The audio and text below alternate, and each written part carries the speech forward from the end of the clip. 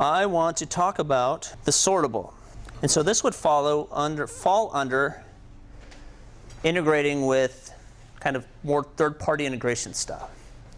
And so we'll cover this one, and then we'll get into kind of the flawed example. What I'm doing in this case is I'm actually doing 2 ng repeats and using the filter. So I'm saying loop through the statuses and create a column for each status. And then from here, within that, so I basically am creating unordered lists. So I have like 5 statuses. And then I'm looping through within that. So I'm giving the status name, so you can see kind of those brackets, status.name. Is I'm saying I want to create, now that I've created this unordered list, I want to create list items.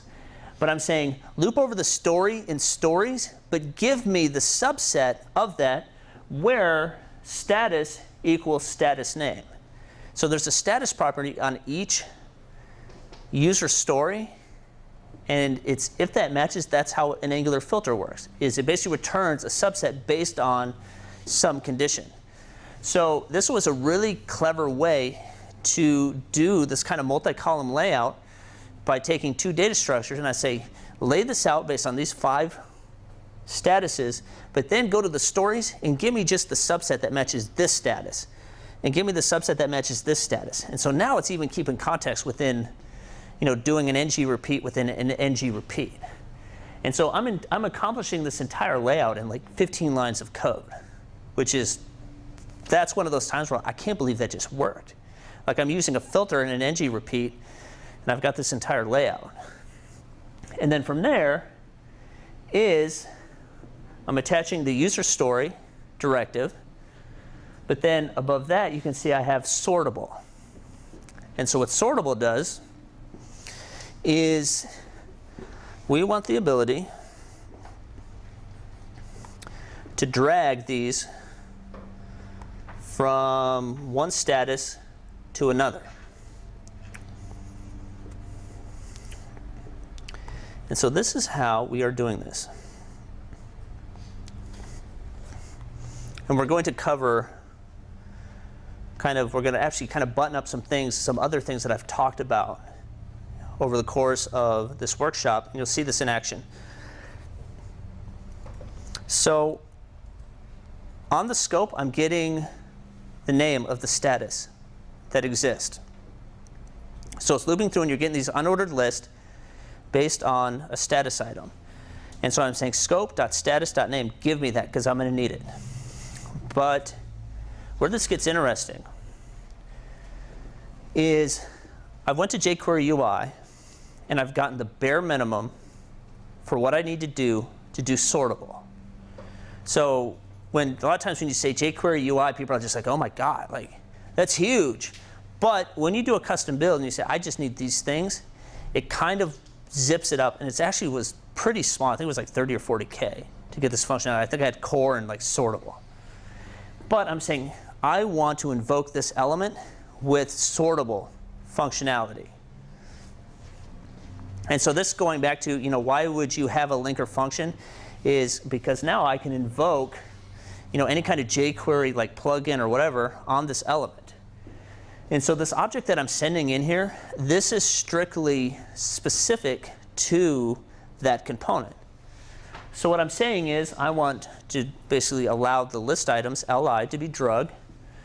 I want to connect with everything that has a class of list. So pretty straightforward. And from there, what I want to handle is the receive function. When the receive event happens, that's what I want to capture, and that's what I want to act upon. And so what I'm doing here is, at that point, is if I chopped out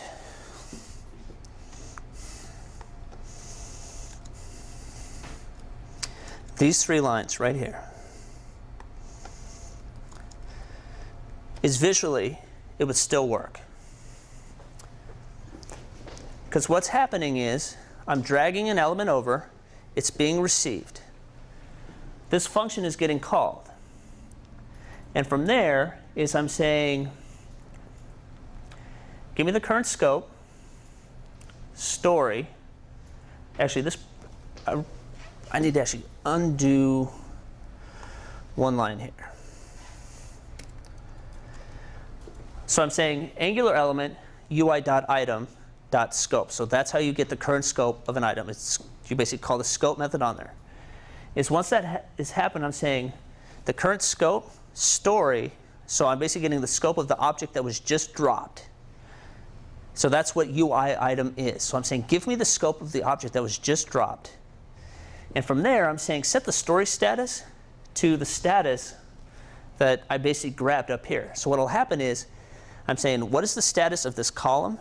And when I drag something over, grab that status on that item and set it to to basically whatever status you dropped it in. And so what that allows is, let me just refresh this. Let me go here. And that did not, hold on. So this should have set that to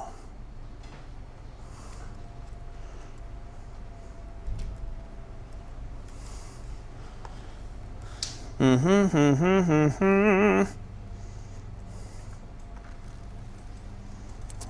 me try that again. Oh, I apologize. So that actually doesn't set the color. That's what I was looking for, but it actually doesn't. But it does set it to in progress. So let me go back. So like for instance here is status to do. It's in progress. So when I basically drag it over here, and it's going to be to do. So that's what it's doing. It's setting the status to do. But here's the problem. And this is going back to not storing your state in the DOM. Is I have manipulated the DOM. Is I've drug that list item over and dropped it in there. And so visually it appears as if I have moved the user story from this status to this status. But it was strictly in the DOM. And Angular actually has no way to know that. Because you can actually change the DOM all day long. I mean, I think people have seen kind of those bookmark lists that you basically click and it just destroys like the DOM on the page you're in. Or like I've seen some kind of clever shooter games where you go through and you basically shoot DOM stuff and it tears it apart. You can do whatever you want, you know, even in Chrome developer tools. And Angular's not going to know about that. So what we've done is we've basically moved this list item and we've appended it